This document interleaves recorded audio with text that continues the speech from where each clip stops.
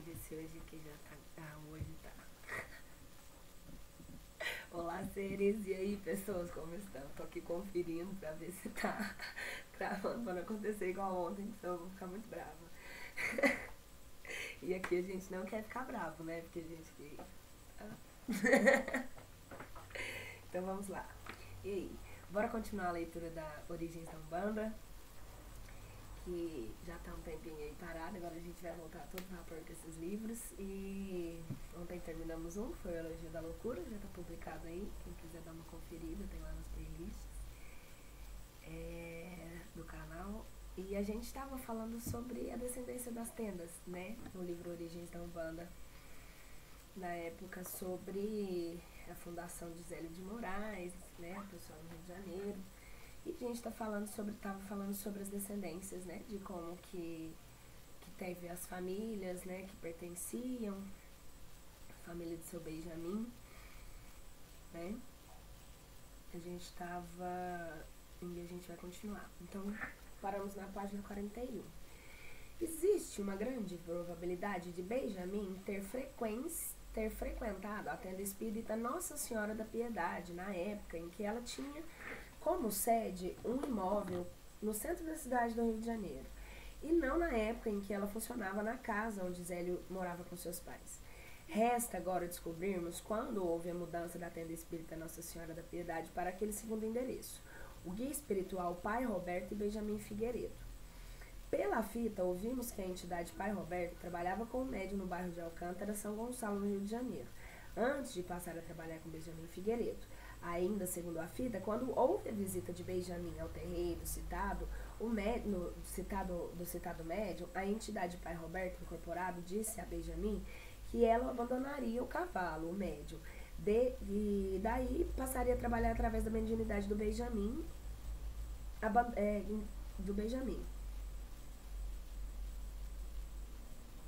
Creio com essas considerações conseguiremos mostrar a você a importância do áudio. Hoje, pouquíssimos terreiros formados pelo Caboclo Mirim, e mesmo seus descendentes, guardam e praticam na totalidade o que foi orientado pelo seu iniciador. Cremos que a tenda espírita Mirim não fez parte das 7 tendas fundadas pelo Caboclo Sete Encruzilhadas, pelo fato que o Sr. Benjamin, juntamente com o Caboclo Mirim, criou uma ritualística própria, distanciando-se em alguns aspectos das linhas mestras instituídas pelo fundador da Umbanda. Também o fato de toda a família de Benjamin já possuir um centro espírita, que após as orientações do Caboclo das 7 Encruzilhadas, formou-se na tenda de Umbanda. Na tenda Mirim não se usava velas e nem se adotavam colares presos ao pescoço, dito guias. Não sei se fazia uso de pemba, nem pólvora, nem por panteiras. Tudo isso é uso intenso do Caboclo Sete Encruzilhadas. O elemento material que o caboclo ou preto velho usa é charuto, cachimbo e nada mais. Embora o caboclo mirim aboliu muitas das práticas utilizadas pela então macumba reinante, contrariando as orientações do Caboclo Sete Encruzilhadas, e absorveu o uso de tambores em seus rituais festivos. Pessoal, se tiver meio difícil assim de entender, porque as letrinhas são assim, ó, e eu não uso óculos, né, então assim, fica um pouco difícil de ler, mas é porque elas são muito pequenas. No período seguinte, ainda surgiram várias tendas umbandistas, como o Grupo Espírita do Rio São Jorge, do Reino de São Jorge, tenda do Pai Benedito de Vila Mariana, o Grupo Espírita Humildes de Jesus, em 12 de dezembro de 28, Congregação dos Franciscanos Espíritas de Umbanda, o Centro Espírita Caridade de Jesus, Centro Espírita Caridade de Jesus, isso foi um no Rio de Janeiro e outro em Vila Isabel. Tenda de Umbanda Nossa Senhora Aparecida em Ponte Pequena, o Centro Espírita Caminheiros da Verdade, Engenho Dentro, e a Casa de Caridade Pai Mateus, o bairro Penha de São Paulo. Teve a Cabana Pai Joaquim de Luanda, Meyer, no Rio de Janeiro também, a Cabana Espírita do Senhor do Bonfim, também no Rio de Janeiro, na rua Célis Guimarães. Tenda Espírita Fé e Humildade, a Tenda Espírita Humildade e Caridade, Cabana Pai Tomé do Senhor do Bonfim e o Centro Espírita Religioso São João Batista. As tendas foram fundadas pelo Caboclo Sete Encruzilhadas gradativas e sucessivamente. Deveriam realizar determinadas sessões de caridade e de experiência e as de descarga. Seriam, respectivamente, momentos de socorro espiritual às diversas necessidades humanas, o aprimoramento mediúnico de estudos científicos e doutrinários e de limpeza densa. e que se caracterizavam em descarregar as más influências dos miasmas negativos, as de obsessões, dependendo do ambiente, o corpo mediúnico e a assistência em geral. Não seria lícita a realização de qualquer trabalho sem autorização expressa do caboclo das 7 encruzilhadas, dizia o nosso cronista Leal de Souza. Leal de Souza, ainda relatando que para o serviço das suas tendas o chefe tem as suas ordens e os orixás de falanges de todas as linhas, incluídas na de Ogum, a falange marítima do Oriente, bastando essas anotações para que se compreende que é uma organização de linha branca de Umbanda e Demanda, concebida no espaço e executada na terra. Além das reuniões promovidas às quintas-feiras, na segunda e na sexta de cada mês, todos os componentes das respectivas tendas fundadas trabalhavam juntos na tenda matriz, sendo que em alguns momentos havia rodízios entre diversos agrupamentos umbandistas, todo o ano se realizando um retiro de 21 dias fora da capital, correndo várias cerimônias em todas as sedes e residências dos dirigentes.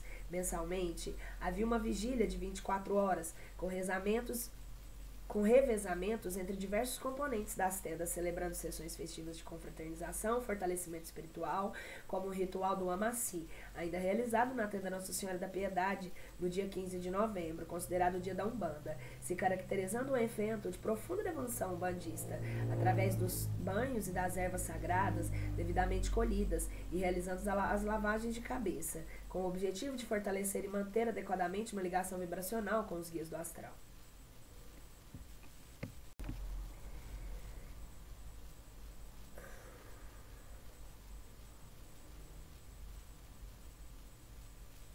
Segundo a tradição, é realizada a cerimônia com fitas correspondentes a cada orixá de 7 linhas de Umbanda, firmando em conjunto com o cabalístico e engenhado trabalho realizado.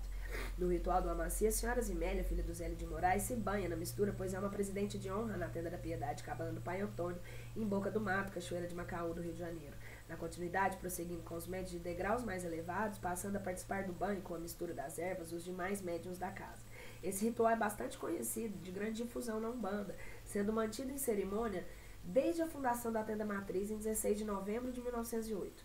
As atividades desenvolvidas nas 7 tendas procuravam seguir orientações do chefe, como mencionado anteriormente, geralmente agrupando inúmeros adeptos, atendendo os necessitados do corpo e da alma e inúmeras problemáticas evidenciadas, confortando, neutralizando obsessões, realizando possíveis curas de doenças físicas, mentais e espirituais.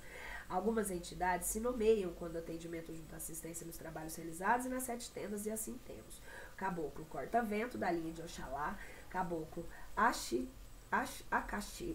Caboclo Acarriba, da linha de Oxóssi, o Caboclo Ogum Yara, da linha de Ogum, Caboclo Lua, da linha de Xangô, Caboclo da Lua, da linha de Xangô, todos os pertencentes à tenda da Nossa Senhora da Conceição, como nas tendas de Nossa Senhora do Guia. O Caboclo Jaguaribe, o Caboclo Garzanão, o Caboclo Sete Cores, o Caboclo Giramato, o Caboclo Bagi, pertencentes à linha de Oxóssi, direcionado aos trabalhos através dos médios capacitados a esse intento, de acordo com as orientações doutrinárias e diretrizes ritualísticas do Caboclo Sete Encruzilhadas. Através de uma disciplina exigente, todas as ações contrárias e orientações doutrinárias preconizadas pela linha branca da Umbanda e Demanda são devidamente preparadas de acordo com as regras estabelecidas, pois poderiam causar inúmeros danos ao ambiente espiritual, provocando o afastamento das entidades de luz, prejudicando o conceito da integridade das tendas umbandistas, que teriam de suportar determinadas penalidades dentro da lei de causa e efeito no cumprimento de um resgate pelas faltas cometidas, principalmente ligadas a deturpações das diretrizes ritualísticas padronizadas que norteavam as orientações estabelecidas. Além das atividades doutrinárias e ritualísticas de atendimento e de preparação mediúnica, existiam as celebrações, isto é, as festividades dos padroeiros, dos chefes, das linhas umbandistas já citadas, sendo realizadas alusões, preces, orações de transmissão, mensagens de autoestima e motivando as pessoas chamadas em época de fé, chamadas a suportarem as suas provações terrenas com respectiva superação humana. Só tinha um porém, haviam as chamadas em época de festas, sempre religiosas, com louvação, mas logo após os trabalhos caritativos com atendimentos fraternos eram realizados. Pai Antônio dizia: festa é fazer caridade. Compareciam nas festas convidados eméritos, visitantes, irmãos de outras tendas umbandistas, médiuns, dirigentes e chefes de terreiros, em um ambiente acolhedor, onde imperava uma alegria religiosa e devocional. Eram compartilhados momentos de confraternização entre encarnados e desencarnados, procurando ser mantido uma harmonia. Ser mantida uma harmonia ambiental. Uma das festas mais cogitadas nos meios umbandistas é o dia de São Cosme e Damião, que são considerados os pastores das crianças, onde os médiuns incorporavam espíritos de tenda de infância, sendo necessária atenção, como bem relata a senhora Silmeia, que procura tratar todos os seres com um carinho fraternal, vigiando a atuação dessas entidades na ligação sutil com os médiuns, porque dizem que quando se... Porque dizem que quando se apossam destes, verifica-se uma mudança brusca de comportamento, correndo ações infantilizadas, podendo haver indiscrições nos diálogos estabelecidos, sem escrúpulos socioculturais, expressando impulsivamente pensamentos inapropriados, fora das conveniências de sociedade vigente. Contudo, percebe-se uma flexibilidade existente na filosofia umbandista, absorvendo valores culturais diferentes, porém considerados convergentes na capacidade de articular a síntese das diversas formas religiosas manifestadas. O advento do Caboclo Sete Encruzilhadas e a proposição do culto umbandista constitui um marco histórico na memória dos vários umbandistas espalhados pelo Brasil afora, como bem afirmou o Sr. Pedro Miranda em uma entrevista à revista espiritual da Umbanda. Podemos dizer a partir do Zélio que surgiu uma doutrina na Umbanda, para a Umbanda.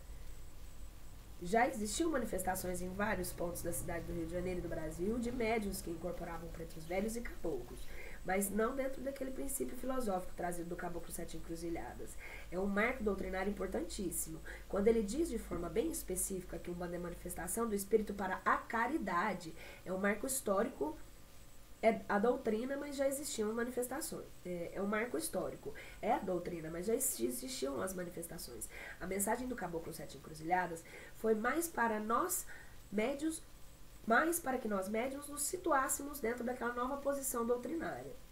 Para que esta doutrina fosse estabelecida, direcionam-se algumas estratégias de institucionalização, sustentando a legitimação do culto de Umbanda na reflexão de proposta passível de construção de uma religião brasileira, no amálgama dos mais variados valores de religiosidades aqui no Brasil, vivenciados e influenciados pelas culturas europeia, africana, indígena, asiática, que articulados sincreticamente incorporados, bricolados e emergiam na perspectiva da manifestação no decorrer do processo histórico de uma identidade religiosa, como resultado da miscigenação dos diversos traços culturais evidenciados nas práticas umbandistas, sendo estas práticas delineadas através de uma doutrina preconizada nos modelos espíritas, pois davam uma certa base de cientificidade às manifestações das entidades do astral, desacreditando as influências animistas, fetichistas, remanescentes do culto banto, classificados pejorativamente como macumba, baixo espiritismo, onde se reúnem pessoas de baixo escalão realizando inúmeros trabalhos de magia negra no intuito de prejudicar alguém, sendo classificadas de macumbeiros, quibandeiros, porém muitas vezes solicitadas pelas classes abastadas na encomenda, os feitiços de várias naturezas, sendo percebidos os valores e os preconceitos da época em questão.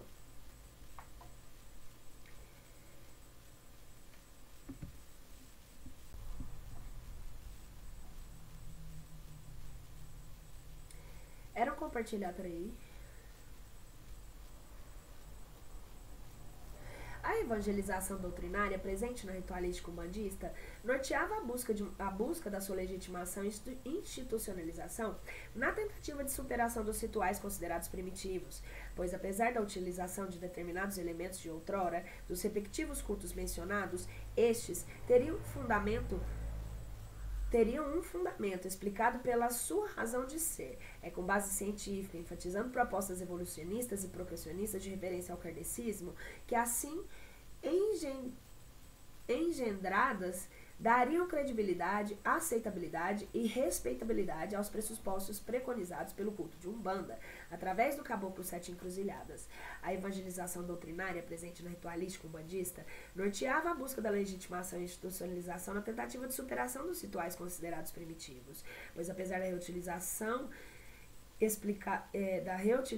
de determinados elementos de outrora dos respectivos cultos mencionados, estes teriam um fundamento explicado pela sua razão de ser, isto é, com base científica, enfatizando propostas evolucionistas e progressistas, com referência ao kardecismo, que assim engendradas dariam credibilidade, aceitabilidade e respeitabilidade aos pressupostos preconizados pelo culto da Umbanda, através do Caboclo Sete Encruzilhadas. Texto relido, que é texto que tem que ser marcado. Com o decorrer dos anos, novas tendas foram surgindo no Rio e outros estados, favorecendo a rápida expansão do movimento umbandista, vivenciando abarcar o maior número de pessoas ao menor espaço de tempo possível. Para encerrarmos esse capítulo, queremos falar um pouco de uma pessoa que teve grande atividade dentro do movimento umbandista. Estamos nos referindo a José Álvares Pessoa, já citado anteriormente como dirigente da Tenda São Jerônimo. Por volta de 1935, quando já estavam em funcionamento as 6 das 7 tendas mencionadas anteriormente, o caboclo das 7 encruzilhadas demorava-se na definição do fundador da tenda de São Jerônimo. Dizia o caboclo que o dirigente adequado não havia aparecido.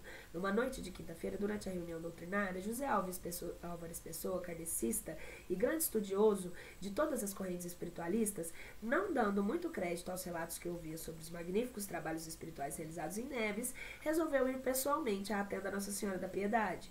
Logo, chegou à porta da sala onde se reuniam os médios do caboclo Sete Encruzilhadas. Este interrompeu a palestra dizendo: já podemos fundar a tenda São Jerônimo. Seu dirigente acaba de chegar. O capitão Pessoa, como era chamado, foi tomado de surpresa, pois era conhecido naquele ambiente.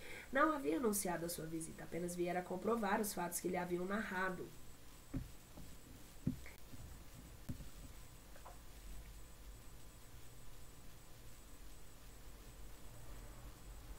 Logo que chegou, vou voltar aqui um pouquinho, logo que chegou à ponta da sala onde se reuniam os médiuns do caboclo Sete Encruzilhadas, esse interrompeu a palestra dizendo: já podemos fundar a tenda São Jerônimo. Seu dirigente acaba de chegar. O capitão Pessoa, como era chamado, foi tomado de surpresa, pois era desconhecido naquele ambiente. Não havia anunciado sua visita, apenas viera para comprovar os fatos que lhe haviam narrado.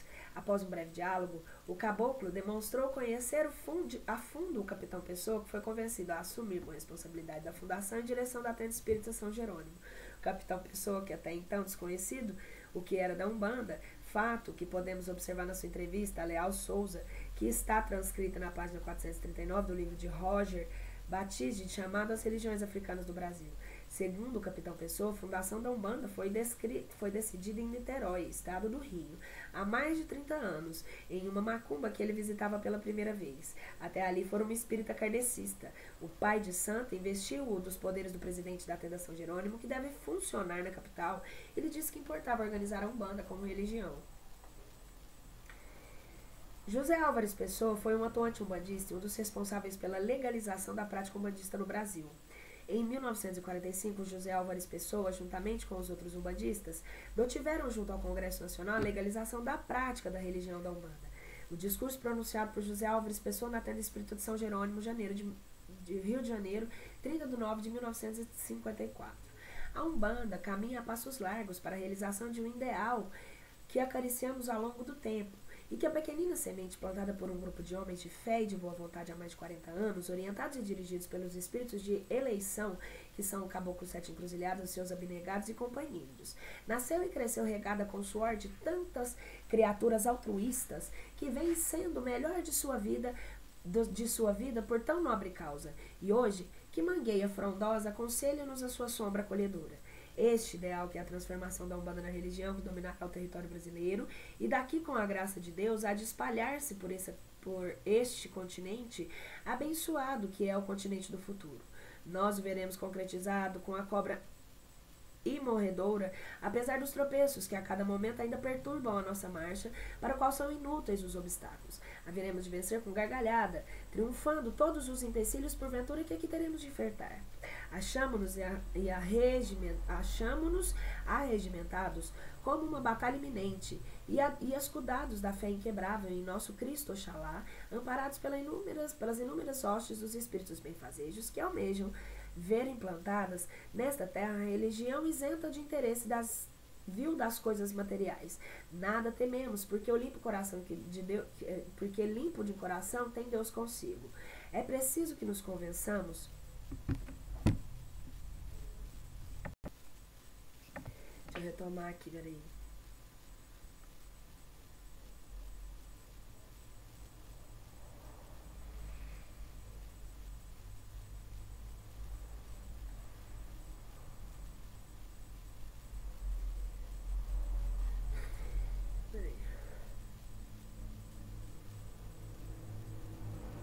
É preciso que nos convençamos que conosco e que conosco se convençam todos os que, direta ou indiretamente, tiverem conhecimento do nosso movimento, em que a Umbanda não deseja ser tomada como espiritismo, e nem experimental, nem mágico, porque a Umbanda faz questão de mostrar-se tal qual é, pura e simplesmente religião, magia e espiritismo religioso cristão, que um dia empolgará a terra de Santa Cruz e se espalhará pelos 4 cantos deste continente.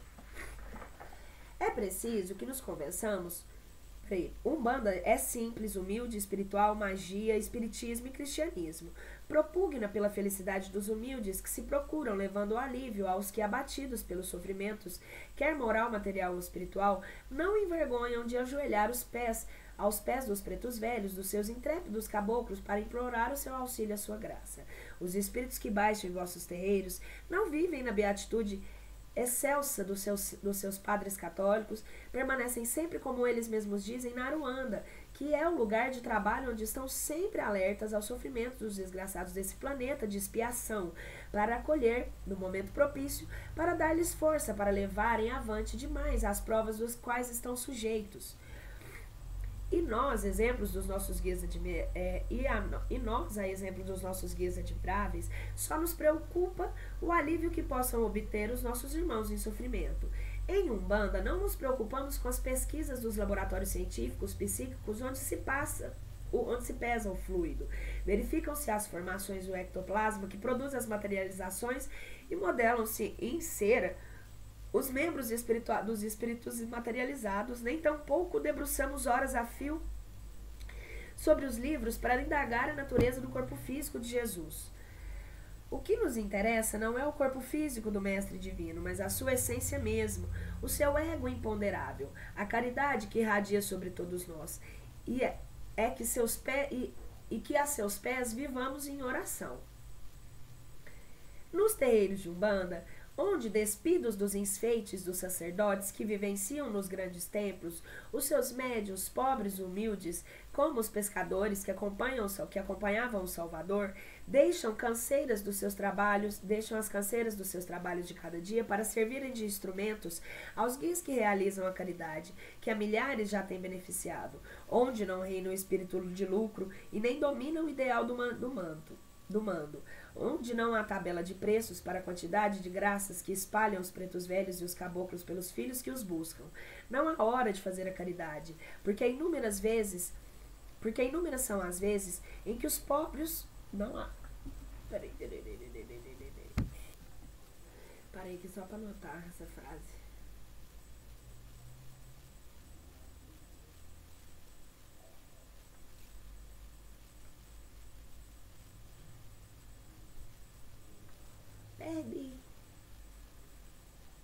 Não há tabela de preços e quantidade de graça que espalha os pedras.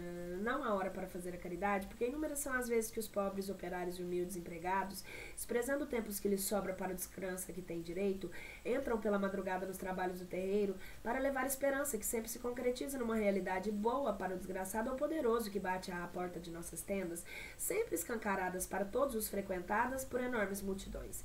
É verdade que há umbandistas desgarrados que recebem pelos seus trabalhos os seus guias, mas onde há trigo, sempre há joio.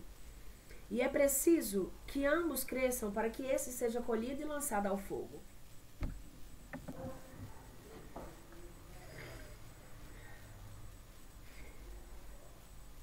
Umbanda já é bastante conhecida,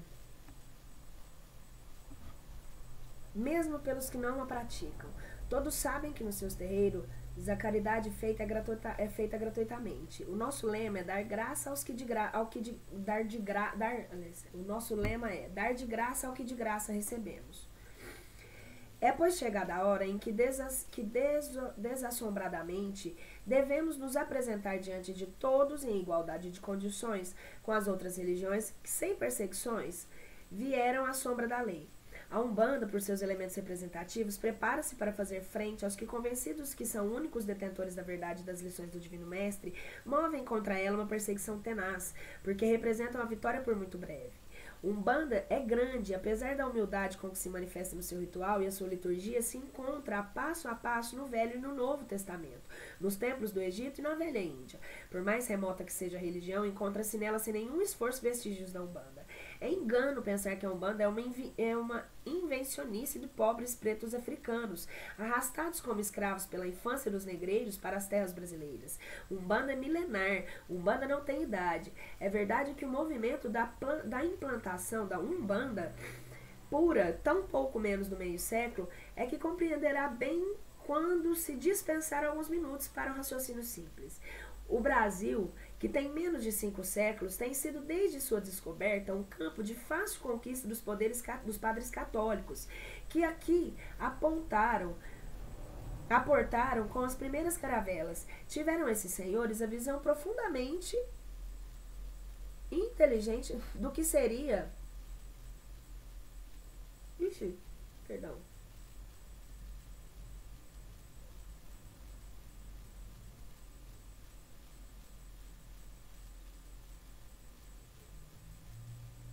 O Brasil, que tem menos de 5 séculos desde a sua descoberta, é um campo fácil de conquista dos padres católicos que aqui aportaram com as primeiras caravelas. Tiveram esses senhores a visão profundamente inteligente do que seria no futuro a terra de Santa Cruz. É aqui que se implantaram e impuseram a sua vontade. É de notar-se que naquela época os nossos colonizadores seguiam a religião dos seus antepassados e não havia concorrentes. Portanto, tinham 100% de probabilidade de se imporem e dominarem. Mas o tempo que corre as coisas mudam. O homem é que sempre irrequieto procura ver novos horizontes e busca sempre novidade. Com a vinda dos pobres cativos, não imaginavam seus algozes que também veriam a semente da religião que no futuro fariam a concorrência à religião que trouxeram da terra-mãe. E agora, a despeito de todos e de tudo, a magia da Umbanda se arregimenta para tomar o lugar que lhe compete com a verdadeira religião, tão espiritual como qualquer outra, propugnando pelo ideal de doutrina cristã que nos toca a alma de mais perto. Mas a Umbanda, trazida pelos pretos, era tão velha, ou ainda mais velha que o continente de onde vinha. Raça das mais antigas, a negra era detentora dos segredos invioláveis, que não transpunham os umbrais dos seus templos. Por isso, deturpada pelos seus portadores, sem ambiente para propagar-se rapidamente, demorou a Umbanda até agora a aparecer com sua característica verdadeira livre de erros, no qual seu rito estava arraigado, como outro que somente depois de bateado se desprende da terra suja com que se achava misturado. A Umbanda é hoje esta magnífica realização de que estamos vendo. Palpita como um corpo vivo, cujos órgãos são a todos perfeitos. É uma máquina cujas peças ajustadas funcionam sem maior embaraço. Prontos para uma ação decisiva, estamos todos apostos, intrépidos, com os olhos voltados para o nosso guia maior, nosso Cristo Oxalá, em cujos pés depositamos nossas esperanças, os nossos anseios, os nossos sofrimentos e a certeza plena de vitória. Sabemos que essa vitória ainda está longe, mas no longínquo horizonte onde se encontra essa vitória, divisamos a figura do vento solar Oxalá, resplandente de luz, cercando pelas 7 linhas da Umbanda que lhe rendem uma eterna homenagem e lhe pedem incessantemente que lhe conceda a graça de reunir um único bloco, toda a família umbandista, para que a Umbanda seja a maior força viva do Brasil, a sua verdadeira religião. E sabemos também que neste dia glorioso, em que mais uma vez nos achamos aqui reunidos para comemorar o nosso orixá Xangô e as falanges gloriadas de todos os orixás de Umbanda que presidem a nossa terra, rejubilando-se conosco, entoam-se curimbas ao Altíssimo e dão-nos certeza que com ele contaremos para a realização da nossa missão, dar-nos-ão força para a luta, inspiração nos momentos difíceis, luz para não errarmos no caminho e a proteção que necessitamos para alcançarmos o bem maior que é a absoluta felicidade espiritual. Meus amigos, entoemos um hino do louvor do nosso admirável São Jerônimo, o nosso todo-poderoso Xangô, pedindo-lhe bênçãos e graças a todos nós para a casa que tanto amamos, a sua tenda. José Álvares Pessoa, 1954. Algumas reportagens do Capitão Pessoa em época estarão sendo disponibilizadas em nosso site, juntamente com esse livro. Acho que tem o site deles aqui. Eu vou ver se assim que eu terminar, a hora que eu for publicar, eu coloco o link aqui embaixo. Eu acho que tem nos outros vídeos que eu já publiquei da leitura desse livro. E aí eu publico aqui de novo para vocês, tá? Se faltar alguma coisa, se vocês sentirem falta, vocês podem me pedir também. Às vezes eu leio, se eu não tiver o link, não tiver para disponibilizar, tudo que tem aqui nesses livros que eu pego, eu passo para vocês. Não são meus, não tem nada meu, tá? Eu sou só um canal de leitura. Inclusive, identifico todos os autores, todos os livros, tá? Pra gente poder sempre manter a verdade e a autenticidade das coisas. Vamos lá.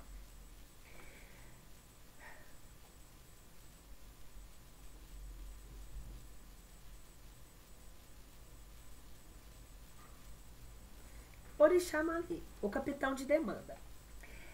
Concepção do Orixá Malê, o príncipe himalaio, o capitão de demanda da tenda espírita Nossa Senhora da Piedade. Demanda, ao contrário de ser entendida como somente um mal feito, na realidade significa ação judicial, causa, disputa, combate, guerra, peleja, procura de, cata de, em busca de. A cata de. A partir de 1913, passou a atuar através da mediunidade de Zélio de Moraes uma entidade de vibração de Ogum, que se identificava como Orixá Malê, chamado Capitão de Demanda. De acordo com Leal Souza, essa entidade portentosa, emissária da luz, atuava mais no terra a terra. Trouxe consigo do espaço, dentre enfermos do Caboclo Sete Encruzilhada, de 5 trouxe consigo do espaço 2 auxiliares que haviam sido indígenas malaios na última encarnação. Dispunha essa entidade ainda, dentre os elementos do Caboclo Sete Encruzilhadas, de 5 falanges selecionadas do povo da costa, semelhante às tropas de choque dos exércitos da terra, das 6 falanges do oriente, além de arqueiros de Oxóssi, inclusive núcleos de falange do Birajara. Encontramos 2 formas de apresentação do nome da entidade espiritual Malê e Eumalê. Malete e Omalê. Malete e Omalê. Pode ser Malê, né? Falando mesmo. Qual seria a certa? Na certeza, só ele mesmo para dizer. Como aos estudos dos 7 nomes, para que pela razão e bom senso podemos entendê-lo da forma correta. Cada um veja, reflita e escolha o que se acha ser mais correto. É somente um nome, nada mais. Como o próprio Caboclo da Sete Encruzilhada disse, se querem um nome... Se querem um nome, que seja esse. Minha entidade faz isso comigo. Eu não dou pra elas, né? Elas que dão o nome delas, não. Quando elas dão, eu fico de cara. Já. Muitas vezes não tem nada a ver.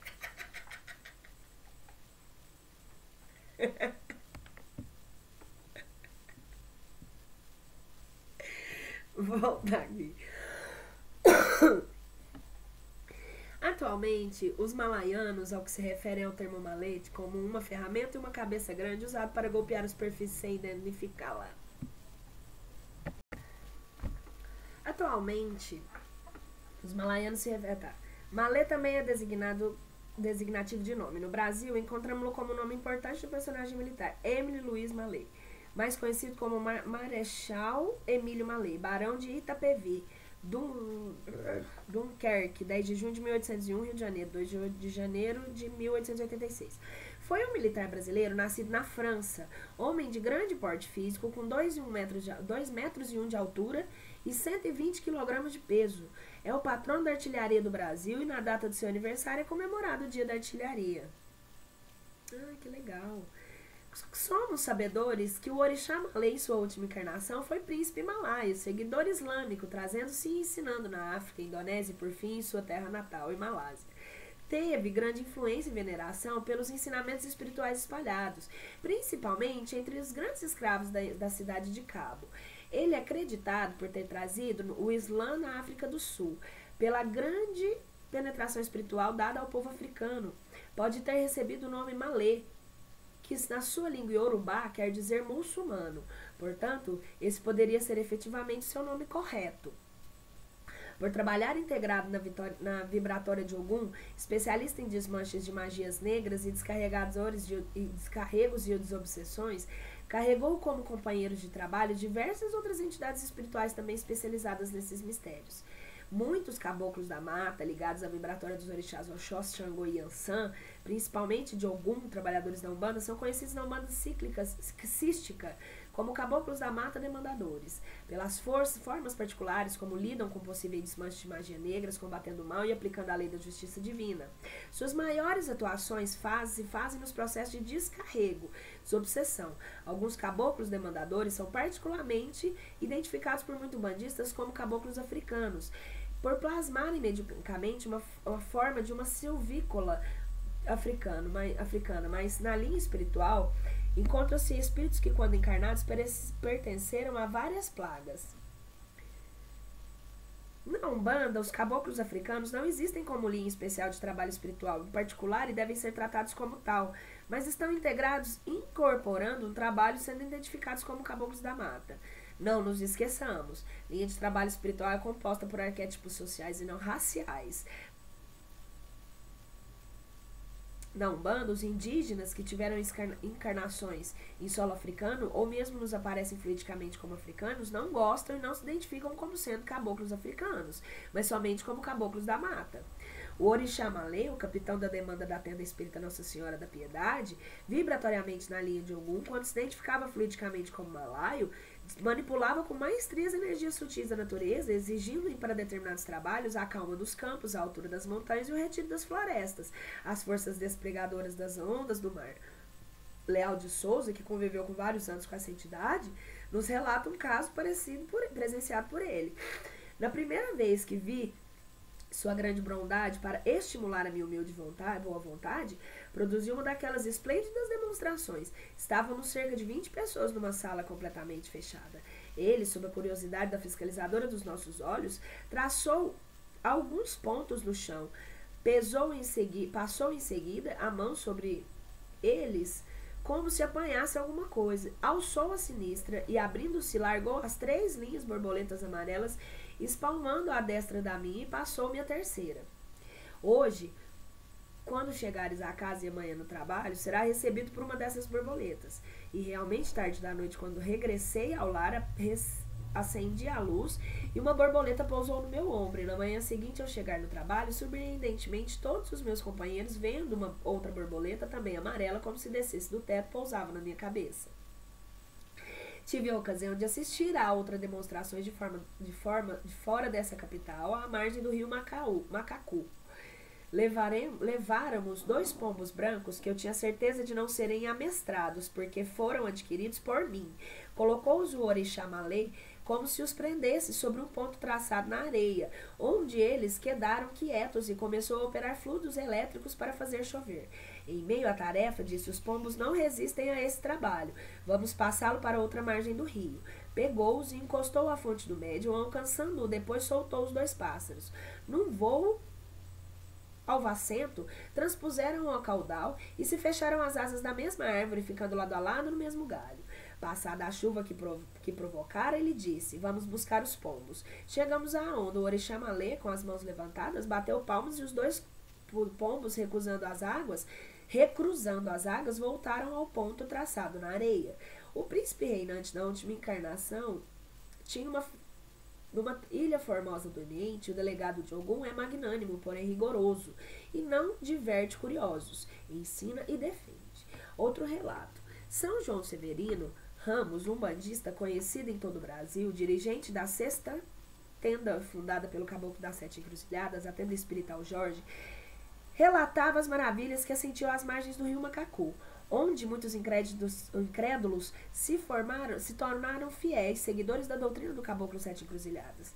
Ele, inclusive, pois da primeira vez que lá estivera, isso há mais de 40 anos, fora disposto a não se deixar convencer. Sucediam-se demonstração de presença a um poder superior, mas ele continuava descrente e pediu uma prova decisiva. Através da mediunidade de Zélio, manifestava-se nesse dia o Orixá Malê, que atuava principalmente no combate aos trabalhos de magia negra e de cura obsedados. Apanhando uma pedra do Orixá Malê, jogou-a na testa de Severino. Vendo-a cair no rio, os seus companheiros correram para socorrê-lo, temerosos de que a correnteza o levasse. Não se movam, ordenou o Orixá Malê. Ele voltará sozinho. Minutos depois, João Severino transpôs a margem do rio. Estava transfigurado. Incorporava uma entidade que daria depois o nome de Ogum de Timbiri e se tornou o guia espiritual da tenda espírita de São Jorge, fundada em 1935.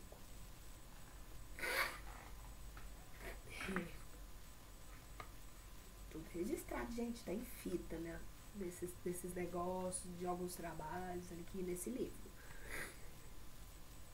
Tenda Espírita São Jorge da década de 1960, que acho que não vai dar pra ver. Mas, pessoal. Ai, eu já devia ter usado esse notebook há muito tempo pra poder fazer esses vídeos, né? Mesmo que ele fique com uma qualidadezinha mais, né? Melhor.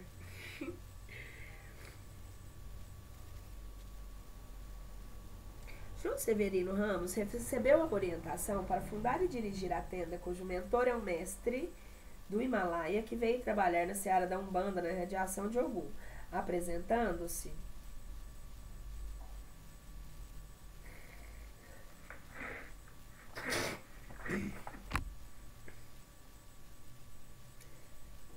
como Ogum Timbiri. Também era médium do caboclo teimoso de Aruanda, do seu baiano e de pai Felipe de Achutiriri. João Severino Ramos, quando recebeu orientação para fundar a Tenda Espírita São Jorge, integrava o corpo mediúnico da Tenda Espírita Nossa Senhora da Guia sob a direção do nosso irmão Durval, que funcionava no soldado da rua de Carneirino, na cidade do Rio de Janeiro. Acompanharam João Severino Ramos, a tia Albina, médium do pai Cipriano, e Exu Vampiro, nosso irmão Bastos, que exerceu durante muitos anos a vice-presidência da Tenda Espírita São Jorge, Feliciano Lopes Almeida, médium de Ogum Beira-Mar, do caboclo Caribá, de pai Jovino das Almas, pai João, Pedro Mineiro e do Exu Arranca Toco, Feliciano Caboclo Caribá, pai de Jovino das Almas e pai de João de Pedro Mineiro e do Exu Arranca Toco. Feliciano Lopes de Almeida dirigiu os trabalhos da Tenda Espírita São Jorge por muito tempo, principalmente no período em que João Severino Ramos teve que embarcar para a Itália na fase da Segunda Guerra Mundial, trabalhando como enfermeiro nos campos de batalha. José Cândido, médium do Caboclo Nazareno, de pai Fabrício das Almas e Exu das Sete Encruzilhadas. Henrique Pinto, médium de Ogum Guerreiro, de pai José e seu Tranca-Rua das Almas. Doguiar, médium de pai Joaquim e de Exu Veludo. Joveline, médium de pai Jeremias e do Caboclo Serra Negra e de Exu Guerreiro, e tantos irmãos que nos lograram a exemplo da dedicação e responsabilidade mediúnica. Exerceram a presidência da Tenda Espírita de São Jorge o Dr. Antônio Pedro Barbosa, almirante, nosso irmão Olivério Soares Bittencourt e o nosso irmão Batista, nosso irmão Márcio Pedro Barbosa, almirante, nosso irmão Olivério Soares Bittencourt, nosso irmão Mário Basílio Sampaio, nosso irmão Nelson Silva e atualmente nosso irmão José Carlos Lopes Coelho. Quem ouviu 2 vezes aí é porque era para escutar. Apresentaremos 2 reportagens de João Severino Ramos, publicadas num periódico no Rio de Janeiro. Observamos como era o pensamento de um dirigente de uma das tendas fundadas pelo Caboclo das Sete Encruzilhadas. Movimento Espiritualista Brasileiro. Direção José Álvares Pessoa. João Severino Ramos, o médium-chefe, diretor do trabalho da Tenda Espírita de São Jorge e segundo vice-presidente da União Espírita da Umbanda. Caboclos e pretos velhos da Umbanda. Um dos motivos, até pouco afegados por numerosas pessoas espíritas ou não, para justificar as aplicações pela forma de trabalho dentro das tendas espíritas da Umbanda, dirigida por guias de caboclos, com elas considerados numa categoria inferior aos que atuam aos demais centros espíritas. Sente-se, entretanto, por toda parte, que tais reservas estão desaparecendo diante de seu surpreendente eficácia e das atividades benéficas dos nossos caboclos e pretos velhos nos trabalhos da tenda de Umbanda, de cura e de desobsessão, realizando, não raras vezes, em menos de um mês, o que na antiga modalidade científica levaria talvez mais de um ano.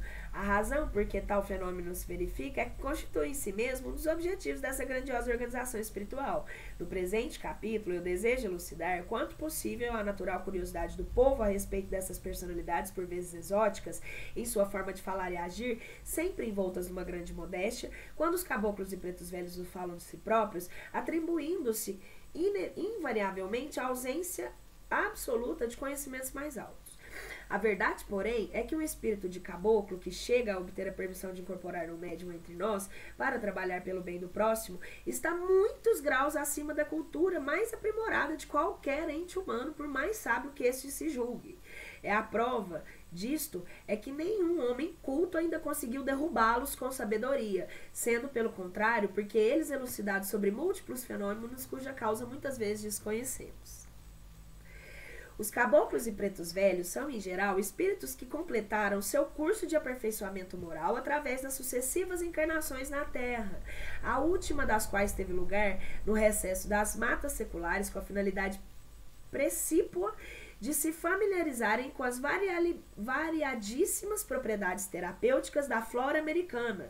Daí uma das razões pelas quais esses bondosos amigos sempre recorrem às plantas medicinais para a cura das modéstias que a atual farmacopeia não consegue debater. Que legal!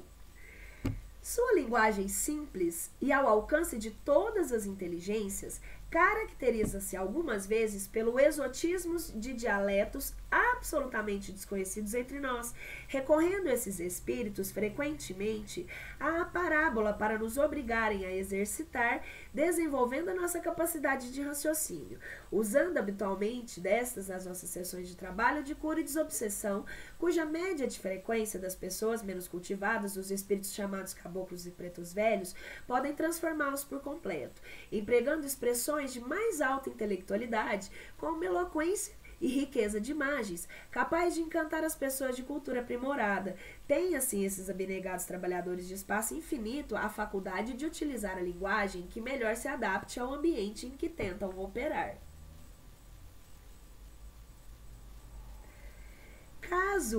Casos existem, e não poucos, de médicos notáveis absolutamente descrentes do espiritismo comparecerem às sessões da chamada tenda espírita de Umbanda com a intenção preconcebida de colher argumentos para combater cá fora essa organização que tantos adeptos vêm criando por toda parte. E ao caboclo de alguns minutos de conversação com o guia-chefe dos trabalhos, convencerem-se sem reservas tal a sabedoria clínica. Assim explica o ingresso nos trabalhos da tenda de Umbanda, nela exercendo abnegadamente elevadas as funções mediúnicas de verdadeiros espíritos e de escola ao serviço da medicina na presente encarnação, cuja clínica grandemente se desenvolveu pelo acerto e precisão. Gente, isso eu vou dar, é realmente lindo. Eles vão estar trabalhando mesmo com o jeito que dá para trabalhar, é com o que tem. Nossa! Bobo de quem achar que o preto velho, que um caboclo, uma pessoa que desce falando difícil, ou falando muito complicado, ou muito simples, ou muito humilde, não tem o conhecimento. Eles só vêm usando o aparelho, eles vêm de acordo com o aparelho, eles precisam falar ao alcance de todos, para que todos se entendam. Por isso, legal. Vamos voltar.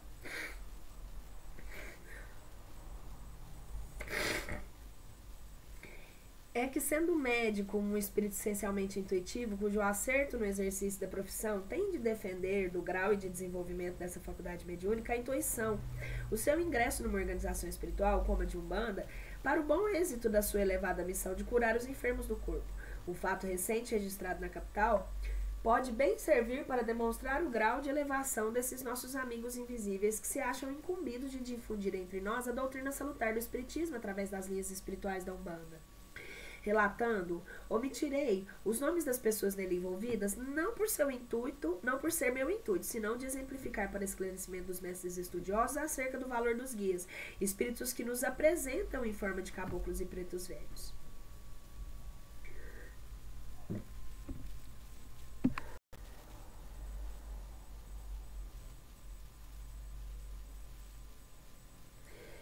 Natural, pratica-se a forma de trabalhos característicos dentro dos seus rituais.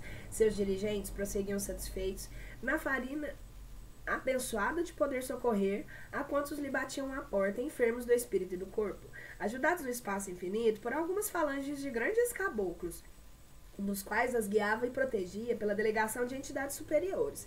Os trabalhos caminham segundo a capacidade de como os obreiros da seara divina temos, porém, do ser experimentados a todos os momentos em nossa capacidade de resistência às influências do mal que nos espreitam a oportunidade de nos desviar do bom caminho, e os dirigentes daqueles núcleos deram ouvidos a certa influência que lhes trazia ser a linha de Umbanda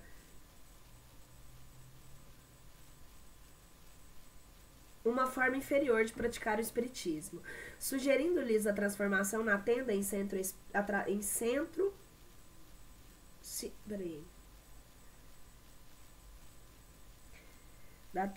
científico, onde poderiam gozar a presença de entidades realmente superiores, ao invés de caboclos atrasados. Mal seguros na sua diretriz e certamente pouco elucidados ainda acerca do valor e finalidades desta grandiosa organização espiritual que é a chamada União Espiritista do Brasil, as diretorias das tendas decidiram apelar para a União Espiritista de Umbanda e aceitar a sugestão após ter dado conhecimento do seu propósito o guia espiritual chefe desta organização, um caboclo autêntico com a adoção da orientação e forma de trabalhos do único quartel do século passado. Iniciadas as suas sessões sobre a nova modalidade, tiveram os dirigentes das antigas tendas a satisfação de constatar, segundo a palavra dos novos guias-chefes que ali estavam, diversos luminares, prontos a cooperar para o maior êxito dos trabalhos. Se alguma dúvida pudesse existir no espírito dos dirigentes acerca da veracidade eloquente em que mostravam os pródigos dos antigos doutores da terra, cuja linguagem e elevação de sentimentos tanto deliciavam os ouvidos da diretoria e pequena assistência no novo centro. As sessões prosseguiam, sempre assistidas pelos grandes nomes, que tanto fizeram pela doutrina em sua última estadia entre nós, que até que esses, decorridos de algo anormal, começavam a empanar a alegria da direção da antiga tenda de caboclos. É que os negócios materiais de algum dos seus membros estavam tomando um aspecto desagradável, que os seus guias de então não conseguiriam modificar. O homem inteligente, dotado de várias capacidades, agarrou-se a tudo que pudesse honestamente contribuir e atender às necessidades imperiosas do lar. Fez-se pintor e, nesta arte, conseguiu dominar, de certo modo, a adversidade que tanto o preocupava.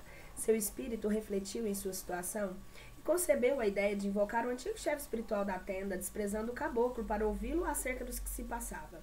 Talvez estivesse em meios de tirá-lo da dificuldade em que se debatia com sua família. Assim decidida, atraiu-o com uma consulta em uma amiga à própria residência, o recinto sagrado da família, onde só a verdade, a pureza, a harmonia e o amor devem existir. Não estás então satisfeito com o seu espiritismo científico? Foi indagado logo de começo o velho amigo caboclo.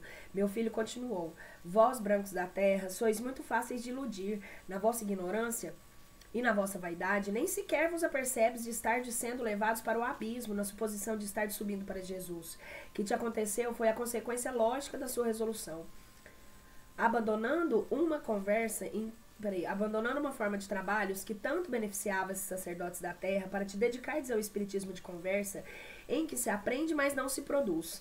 Mas fica sabendo agora que aqueles doutores que vocês escutavam com tanto orgulho éramos nós mesmos, os caboclos atrasados das matas virgens, que lá nos apresentavam com tanto orgulho, que lá nos apresentávamos com nomes supostos, para satisfazer a vossa vaidade e a vossa ignorância. Mas descansa, porque Jesus não despreza ninguém. Trata de organizar as nossas tendas de umbanda. Vamos voltar ao que éramos, simples, humildes, e tudo transformará para ti.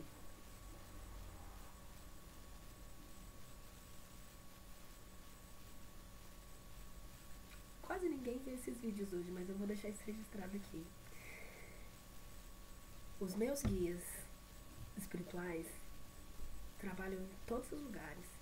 Eu já vi eles trabalhando comigo, eu já fui canal em práticas de Jurema, práticas de Umbanda mesmo, de raiz umbandista, já fui utilizada em práticas espirituais dentro de igreja católica, já fui em práticas espirituais em centro espírita, e os guias são os mesmos. Eles me avisam quem são que estão indo, por exemplo, lá, o Exu é o guardião que está indo hoje quem vai é a moça, hoje quem vai é... Porque quando não é, eu sei quem é, eles só não dão o nome, mas eu sei quem são que estão falando ali. Dentro do centro espírita. Isso nós estamos em 2025, esse livro não foi escrito agora, esse livro é antigaço. E assim, deixa registrado isso, porque realmente tem mais pessoas aí que devem estar trabalhando dessa forma que eu trabalho, com a espiritualidade, e os meus guias, por exemplo, por assim dizer, que são mais da mata, né? Os guias da mata, que vão falar da natureza pura mesmo, os guias vão falar visceralmente, né? Eles atendem dentro de terreiro, dentro de centro espírita, qualquer lugar. Eu sempre falei com eles de qualquer forma. Tipo, a divisão dos lugares, de como deveria chamá-los, veio quando eu entrei para as religiões. Para estudá-las, para frequentar, porque eu frequento para estudar, e a gente não pode, né, falar sem saber. Mas enfim, vamos voltar aqui, porque tá quase acabando esse capítulo. Foram mais ou menos essas palavras que do velho caboclo aos seus amigos da terra. A transformação operou-se com a restauração das tendas de Umbanda. Como que por milagre foi reintegrado no seu posto de tabelião, restabelecendo-se também a normalidade das suas vidas. São guias, espíritos de grande valor, chefes espirituais, que muita gente ainda chama desprezivelmente de caboclos. Certo intelectual, escritor, jornalista do mérito, mas curioso apenas das coisas transcendentes, lembrou-se de perguntar certa vez a um dos guias-chefes espirituais de maior projeção entre nós, que operam sobre a forma de caboclos, ou qual razão imperiosa a necessidade que por assim se manifestem nos médiuns, quando todos sabiam que da sua grande elevação espiritual e do imenso poder que já dispunha entre os abnegados trabalhadores das tendas de Umbanda. A entidade interrogada, que pitava no momento o seu charuto, tocou o charuto de leve, a parte acesa sobre a mesa que estava sentada, e uma pessoa, para aliviar a cinza lograda, salivou calmamente para o lado, deixando que a saliva caísse perpendicularmente no recipiente apropriado, e esclareceu: nego, você vai fazer uma coisa pro caboclo. Se você é um nego limpo, inteligente... Peraí. Isso. Se você é um nego limpo, inteligente e gosta de andar sempre de branco, tiver um serviço a fazer dentro de uma oficina de utensílios sejam de natureza grosseira e cujo ambiente esfumaçado ou impregnado de resíduos graxosos lhe possa sujar o terno, você irá com ele para trabalhar umas 2 horas por dia nessa oficina? O intelectual respondeu-lhe prontamente: está visto que não. Nesse caso eu vestiria um macacão apropriado. Pois é isso exatamente que nós fazemos, informou o caboclo. Para vir trabalhar no meio de vocês, brancos da terra, nós, por maior que seja a nossa elevação espiritual, preferimos recorrer ao nosso macacão, que é o nosso perispírito de quando fomos caboclos, para podermos suportar as vibrações grosseiras do vosso ambiente terreno, ainda impregnadas de ódio, inveja e egoísmo, que só o nosso grande desejo de vos ajudar a melhorar dá forças para suportar.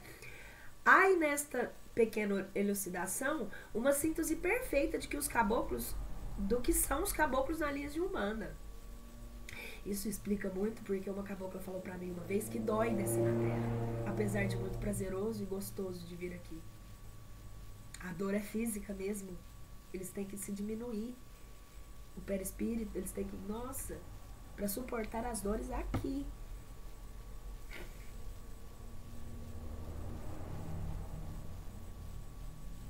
Nossa, eu fico muito honrada de estar aprendendo esse livro depois de ouvir tanto isso na minha cabeça e achar que era loucura. Se um dia alguém assistir isso aqui, fica claro, eu vivenciei muito essas coisas aqui e agora isso depois de anos está chegando comprovadamente na minha cabeça. Talvez eu tenha sido lerda, né? Era pra estar lendo antes.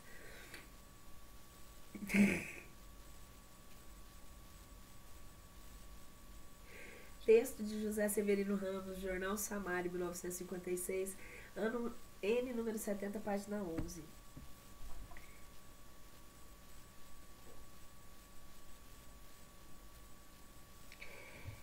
Nós, espíritos, guias e condutores, precisamos do vosso concurso para o desempenho da vossa missão.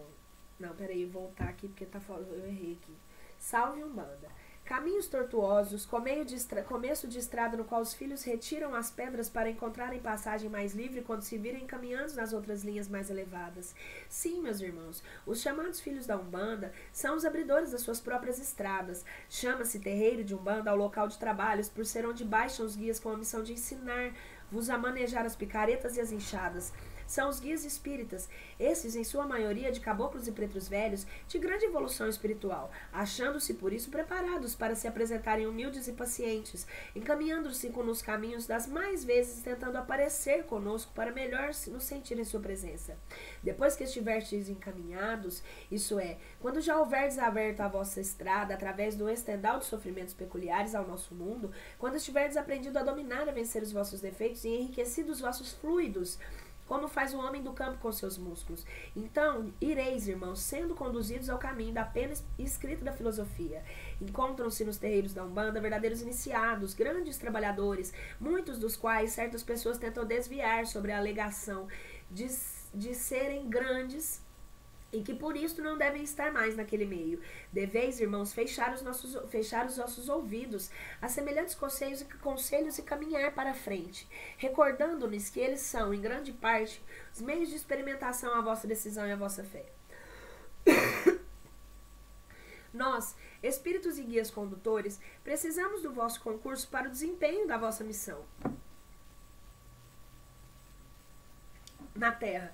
Como a própria Terra precisa de professores para o esclarecimento dos irmãos.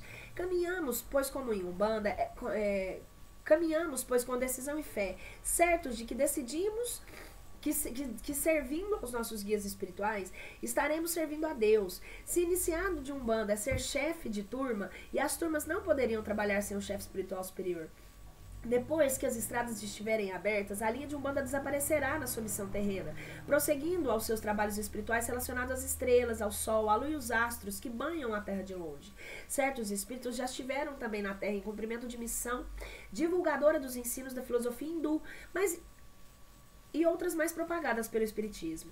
Segui-os, pois, mas se os irmãos entenderdes melhor com um caboclo, um preto velho, um africano ou qualquer outra aparência que o guia espírita possa usar para desempenhar a sua missão naquele grupo de médiuns trabalhadores, ouvi-o e os seus ouvidores com fé, e lhe seguires os ensinamentos, encontrareis nas estradas que vos ligará às outras, de todas as demais religiões que forem interpretadas e sentidas. Não, irmãos, deveis preocupar com os que estão em cima, porque em verdade não há nem baixo.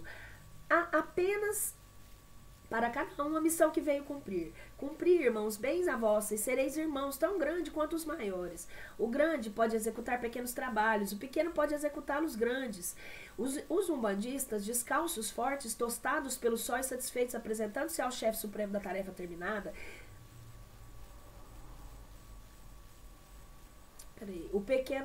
os umbandistas podem ser comparados na terra aos enormes bandos de talhadores de camiseta arregaçada, peito nu, descalços, fortes, tostados de sol e satisfeitos, apresentando ao chefe supremo a sua tarefa terminada, e sendo pagos espiritualmente, como os trabalhadores da seara divina, que recolhem-se à noite a descansar um dia após dia do produtivo labor.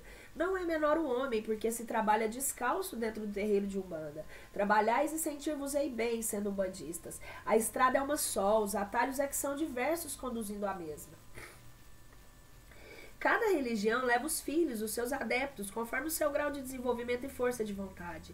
No alto da montanha, porém, todas elas encontram e se confundem numa só, que é a verdade, a luz e a perfeição. Todos os guias trabalham para o mesmo fim, que é caminhar. Caminhar, irmãos. Tudo caminha. Os astros, a terra, nada estaciona. É uma força suprema e divina nas leis da natureza, caminhando-vos, irmãos, para a verdadeira liberdade espiritual. Não desanimeis, meus irmãos. Resisti. A dor fortalece, encoraja. Ela vos conduz, irmão, às alturas celestiais, transportando-vos para fora da terra. Os olhos choram, mas vede, irmão, que as plantas também choram e recebem o doce orvalho matinal. Não desesperei, irmãos. Fosse o orvalho ressequido e não teria belo. Fosse o orvalho ressequido e não seria belo. Os pássaros cantam um hino harmonioso. Será canta ou choro? Vós, irmãos, não o sabeis. Entretanto, vós, irmãos, encantais com seus gorjeios. O mar gira e debate-se constantemente. Vós, irmãos, o achai belo. Esperando que um dia nós, irmãos, reunamos todos sendo iguais, onde hajam mestres e discípulos, e compreenderão como verdadeiros filhos do mesmo Pai e do mesmo Deus. Por enquanto, estamos preparando-vos, irmãos, para exames finais na terra, que sois filhos feitos da matéria densa e afirmadores e alimentados vagamente pelo espaço espiritual, para depois todos preparados a terra mostrar seus irmãos, filhos de Umbanda, banda da terra, seu irmão Jesus, o maior médium de Umbanda, e o Deus nosso Pai de todas as forças, que fará realizar a ceia, com bandos de apóstolos, de sementes deixadas na terra, cada vez que as forças supremas forem enviadas a visitá-la. Sempre que as forças conseguem acalmar os filhos da terra, apelam ao Pai Supremo, que é Deus. Vós, irmãos, sois também chamados, não pela força completa da natureza e das forças espirituais, chamadas não pela força completas da natureza e das forças espirituais e divinas. Saravá todos os irmãos umbandistas e espiritualistas, salve as forças supremas. Texto João Severino Ramos, Jornal O Semanário. Por curiosidade, vamos disponibilizar o trecho de uma entrevista efetuada ao dirigente da Tenda Espírita São Jorge por José Carlos Lopes Coelho Tico, que esclarece certos aspectos, como eram seus trabalhos em época de Zélio de Moraes. Na época do Caboclo Sete Encruzilhadas, como era a dinâmica das giras na Tenda Espírita São Jorge? Na época do Caboclo Sete Encruzilhadas, como era a dinâmica das giras na Tenda Espírita São Jorge? Ponto de interrogação.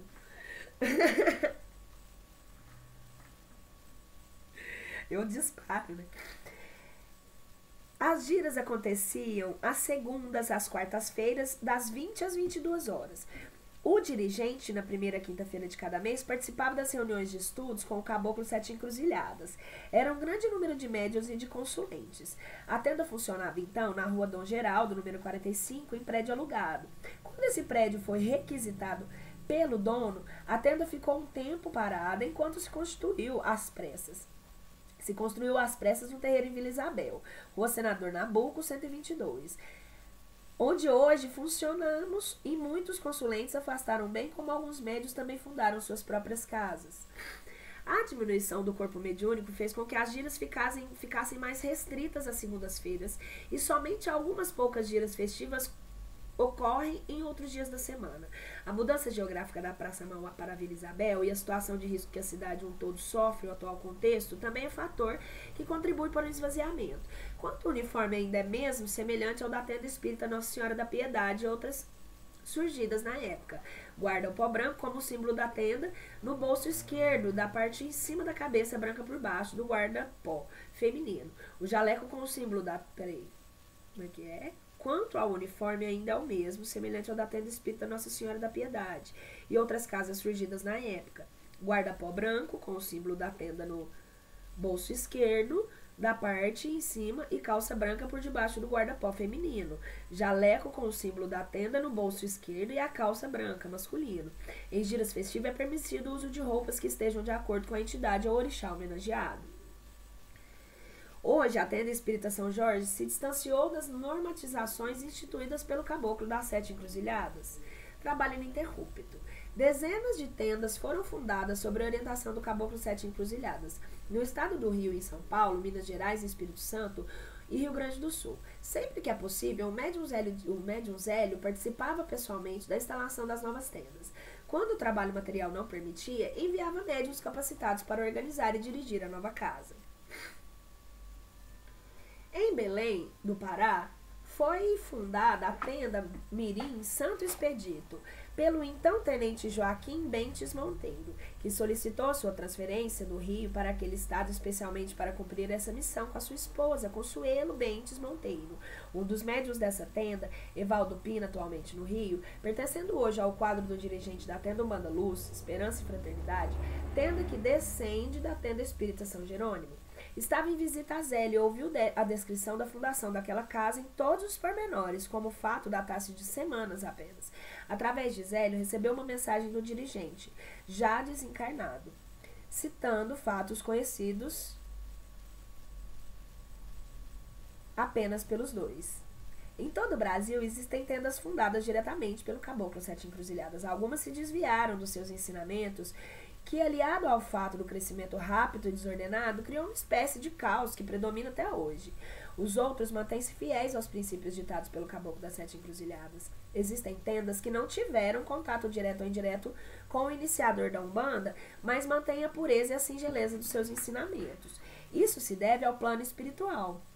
Em 1939, o Caboclo determinou que se fundasse uma federação, que posteriormente passou à denominação de União Espírita Umbanda do Brasil, para congregar as tendas umbandistas, que se deveria ser o núcleo central desse culto, em que o simples uniforme branco de algodão dos médiuns estabelecia a igualdade de classes, e a simplicidade do ritual permitia dedicar integralmente o tempo das sessões e o atendimento dos necessitados.